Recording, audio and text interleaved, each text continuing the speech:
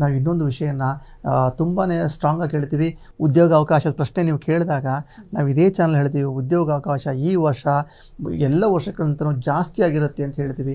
ನೀವು ನೋಡ್ಬೋದು, ಕಳೆದ ತಿಂಗಳಲ್ಲೇ ಧಾರವಾಡಲ್ಲಿ ಉದ್ಯೋಗ ನಿಮಿತ್ತವಾಗಿ, ಧಾರವಾಡ ಬೀದರಲ್ಲಿ ಉದ್ಯೋಗ ನಿಮಿತ್ತವಾಗಿ ಜನಾಂದೋಲನೆ, ಅದು ವಿದ್ಯಾರ್ಥಿಗಳ ಆಂದೋಲನೆ ನಡೆಸ್ಬಿಟ್ರು.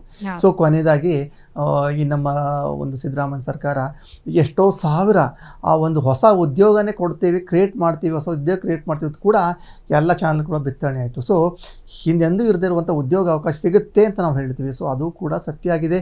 ಈ ಬರಲಿರೋ ದಿನಗಳಲ್ಲಿ ಹೊಸ ಪೋಸ್ಟ್ಗಳ ಆಯ್ಕೆ ಆಗೋದು, ಹೊಸ ಪೋಸ್ಟ್ಗಳ ನೇಮಕಾತಿ ಮತ್ತು ಈ ಥರವಾದಂತಹ ಒಂದು ಉದ್ಯೋಗ ಅವಕಾಶಗಳು ಮತ್ತು ಆಸ್ತಿ ಖರೀದಿಗಳು, ಯಾರೆಲ್ಲ ಮನೆ ಮಾಡ್ಕೋಬೇಕು ಅಂತಿದ್ದಾರೆ ಅವ್ರಿಗೆಲ್ಲ ಯಾಕೆ ಮನೆ ಒಂದು ಮಾಡಬೇಕು ಅಂತಿದ್ದಾರೆ, ಜಮೀನು ಖರೀದಿಸಬೇಕು ಅಂತಿದ್ದಾರೆ, ಅಂಥವ್ರಿಗೆಲ್ಲೂ ಕೂಡ ಈ ವರ್ಷ ತುಂಬ ಚೆನ್ನಾಗಿರುತ್ತೆ. ಕಾರಣ ಏನಂದರೆ ಕುಜ ಅಲ್ಲಿ ಮಂತ್ರಿಯಾಗಿರ್ತಾನೆ, ಭೂಮಿ ನಿಮಿತ್ತವಾದ ಕೆಲಸಗಳನ್ನು ಸುಗಮವಾಗುವಂಥದ್ದು. ಅದಲ್ಲದೆ ಗುರುದೇವರು ಇರೋದರಿಂದ ಕುಜನಿಗೆ ಜ್ಞಾನ ಅಂದರೆ ಒಳ್ಳೆಯ ಒಂದು ಪ್ರಭಾವ ಬೀರುತ್ತೆ.